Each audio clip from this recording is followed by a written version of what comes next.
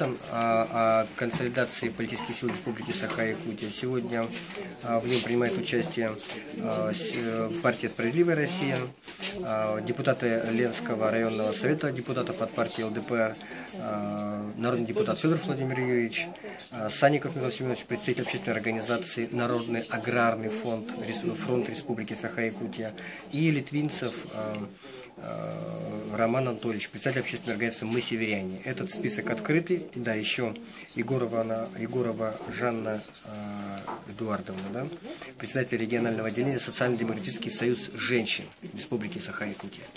Этот перечень у нас открыт. Мы на повестку дня ставим консолидацию всех сил, включая Политическую партию Республики Саха-Якутия, гражданскую платформу, партию Парнас, которая сегодня тоже ведется переговоры, все политические партии, которые намерены участвовать в выборах народных депутатов и муниципальных выборах Республики Саха-Якутия, в том числе и Единой России.